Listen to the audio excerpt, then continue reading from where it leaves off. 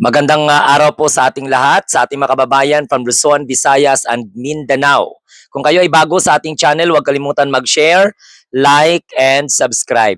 Ang pag-usapan po natin, mga kamunting tinig, ay yung tungkol po sa issue na inutos daw di umano ng ating mahal na Pangulong Bongbong Marcos kay Saldico ayon sa kanyang statement na puro kasinungalingan yung mag-insert sa halagang 100 billion. Ang tanong po dyan, if the President wanted insertion, pwede naman pong ilagay ng Presidente yan sa National Expenditure Program. Pero bakit hintayin pa na magkakaroon po ng bicameral committee or bicameral conference o sa maikling salita, BICAM? At yun ang ipinapalabas ng sinungaling na si Saldico na ginawa na pong santo ng mga Duterte Dayat supporters na hindi po nag-iisip. Yan po ang tanong ng karamihan. Na kung gusto ng Pangulo na ipasok o mag-insert ng pondo sa halagang 1 billion, pwede niya naman pong ilagay lahat yan sa National Expenditure Program.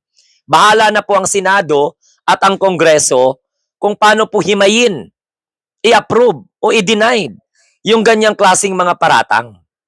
Okay, at bakit kailangan pang maghintay ng Pangulong Bongbong Marcos ng BICAM?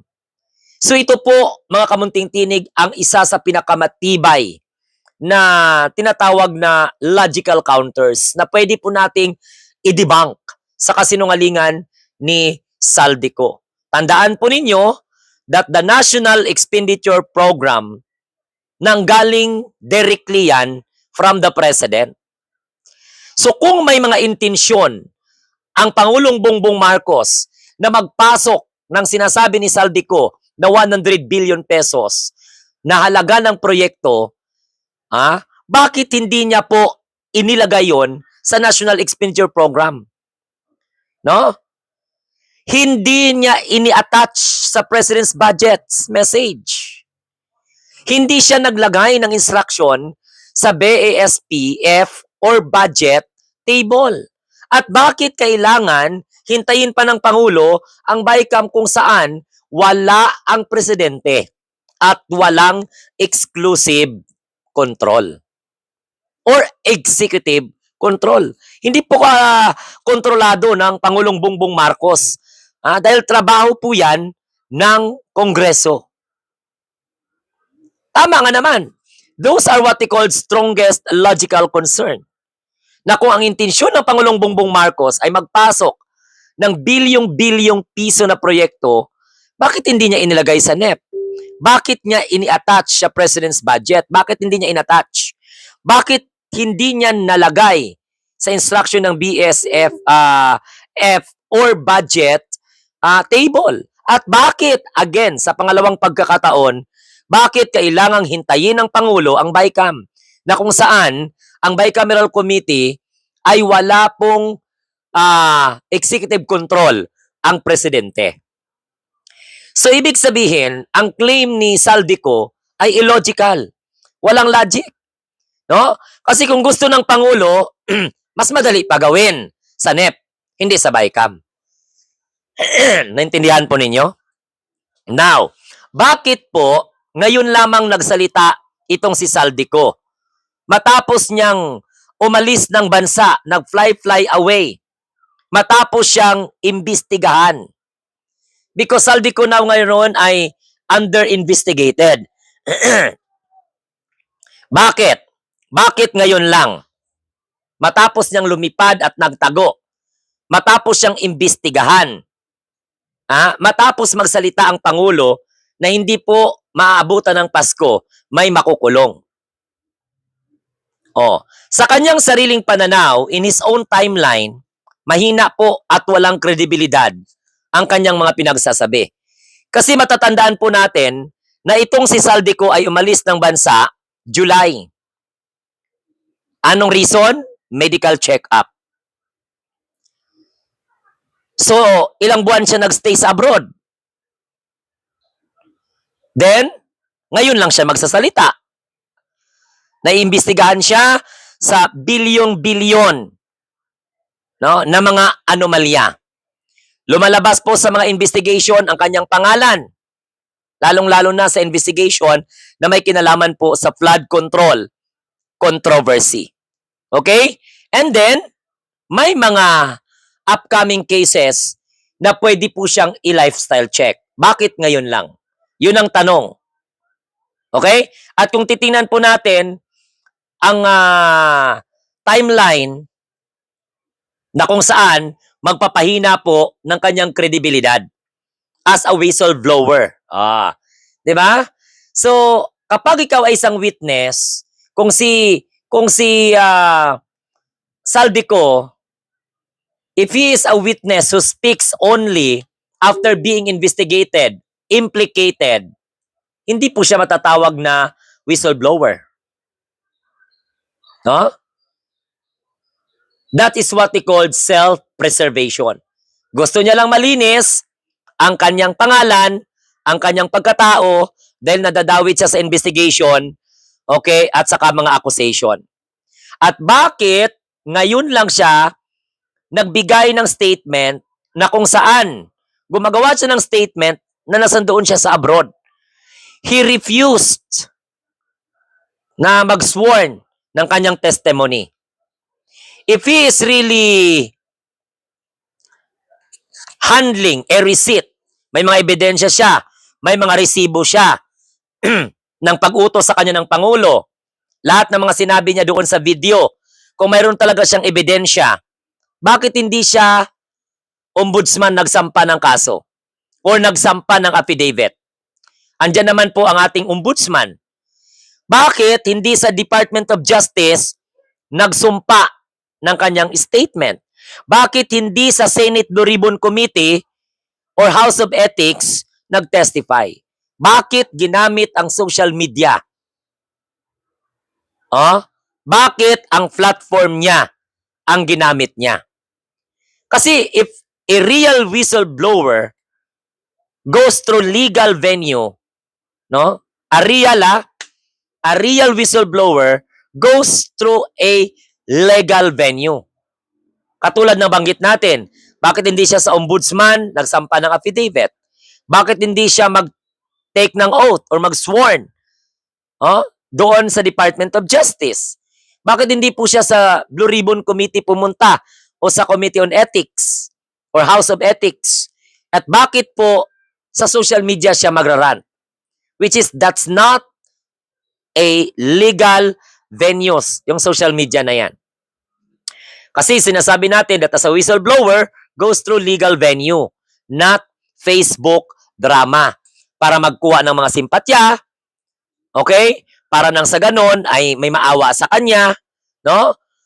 Ang ating mahal na Pangulong Bongbong Marcos, matatandaan po natin, paulit-ulit po natin itong sinasabi, na siya po ay nagbunyag ng katiwalian.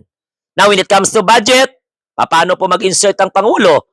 Paano po mag-instruct siya kay Saldico? Siya nga mismo, binito niya, 194 billion pesos. Including po yan, yung mga Department of Public Works and Highways items.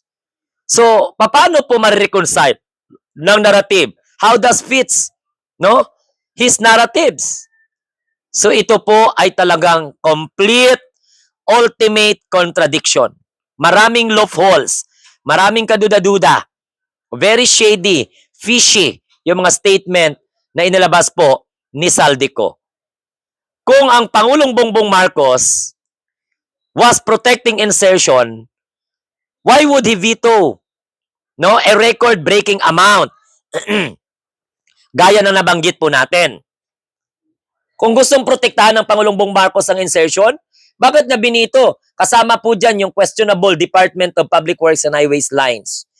Andyan pa kasama po sa nabito ang program appropriation. Yung mga item lacking of feasibility study, binito din po ng ating mahal na Pangulo yan. Riders not aligned with the national policy, binito rin ng ating mahal na Pangulong Bongbong Marcos yan. So how come na si Pangulong BBM ngayon ang itinuturo? Tandaan po ninyo, makamunting tinig, Saldico is claiming the President Insertion Billion. then the president vetoed even more than billion.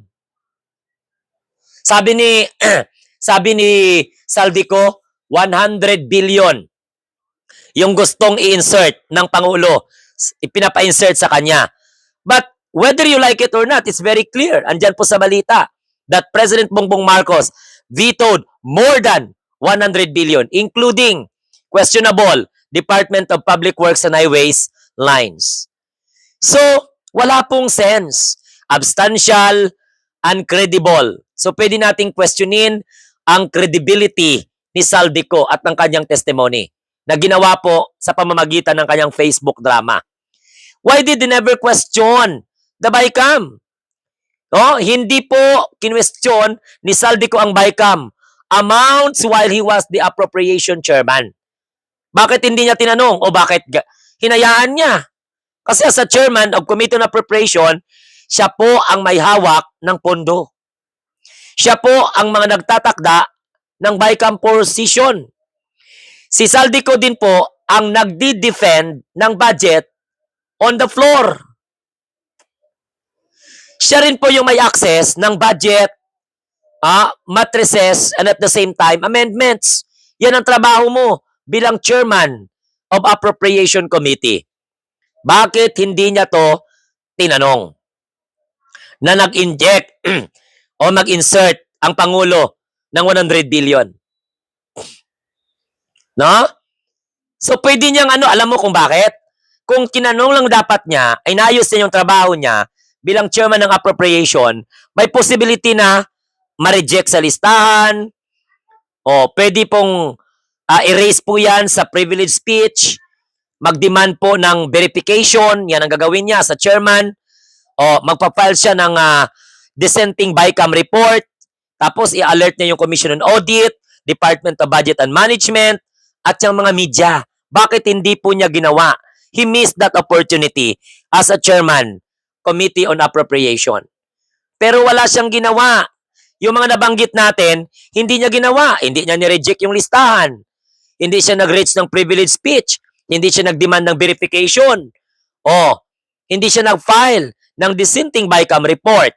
Plus, hindi niya inalerto yung COA, yung DBM, at yung mga media. Wala siyang ginawa sa mga bagay na yon. He only remembered, naalala niya lang, matapos niyang lumayas sa Pilipinas. Nagtago hanggang ngayon, hindi alam ng taong bayan kung saan ang kanyang whereabouts. No? He claims conveniently match opposition's narrative and rally timeline. Gaya ng pinakita natin kanina. So, at ang kanyang paglabas ay nakaduda-duda ang timing. Very suspicious. Why? May nakaambang na rally ang Iglesia ni Cristo. Kuno peaceful rally for transparency. Pero nabuko natin na nagpaplano sila ng destabilization. Yung mga taong nakapalibot at mga grupo na nakapaligid sa kanila. Na kung saan, nagsalita lang siya ngayon, timing. Aside sa protest rally, may mga destabilization chatter. May nagbabalak na gustong mag-destabilize sa gobyerno. At ito pa, coordinated hashtags. Pagsalita niya, grabe, oh. And then, ang timing is nakaduda-duda sapagkat this is what we call amplification from known partisan. Alam niyo na yon. Yan din ang sinisigaw ng mga nag-aakusa kay Pangulong Bongbong Marcos. Yung script na poster boy, threatened, brown, big story. Yon. So why is he claiming threats? A president who never met him privately. Tandaan po ninyo, the president has no record a privileged meeting with him on the dates he mentioned. Walang naganap na meeting between sa kanila ng ating mahal na Pangulo. Walang tawag, text, or direct instruction. No memo, ordering insertion through him. So, paano nyo paniwalaan itong si Saldico? Yan. So, that narrative, pwede po nating i-treat yan as unverifiable, Convenient and common tactics of someone seeking asylum, protection abroad. Yan ang mangyayari po dyan. Gumagawa siya ng eksena para pwede po siyang mag-apply ng political asylum, sabihin niyang delikado yung buhay niya, hindi siya dito babalik. Yun ang mangyayari. The people he is accusing have gone on records denying his claim. He refuses to face them. All officials na inimplicate niya po publicly stated, no such meeting happened. Wala naman palang meeting. Lahat ng taong idinawit niya, dinideny. Wala po siyang meeting na nangyari. No 100 billion instruction ever existed. Nasaan yung memo? Ano yung text? Anong petsa? Saan ang record ng privilege meeting? Wala. Okay? No brown leather bags. No directive from the president. If he believe his story, harapin niya sila lang, ang isang hearing at mag-testify. Paano ayaw niya? Kung talagang if he believe his story, kung naniniwala siya sa kanyang kwento, harapin niya. Pumunta siya sa isang hearing at mag-testify. Ang problema, ayaw niya. Sinasabi niya natatakot siya sa kanyang buhay, for his life, yet continuous live stream freely abroad. So, paano mo masasabing takot sa buhay, nagla-live stream siya? So, people who are truly in danger, syempre magtago, mag-seek ng asylum, mag-avoid ng social media. Ganun yun. Hindi pa siya nag-apply ng asylum. Paano man sabing nagtatago siya? Panay ang live niya sa social media niya. Hindi niya iniiwasan. But, he posts publicly, names officials, sinasabi niya yung mga pangalan, call the president, corrupt, tinitreatens to drop bombs, wala naman. Sa behavior niya, his behavior contradict his supposedly credible threats. So mga kamunting tinig, yan ang kapalpakan ni Saldico. Ngayon, kayo ng mga Duterte Dead supporters, anong masasabi nyo? Abno kasi kayo Hindi kayo nag-iisip. Kaya ang problema sa inyo, madali kayo mapapaniwala ni Saldico. Tanga, alinganga, bobo kasi kayo. Tama? Tama na may tama kayo, DDS.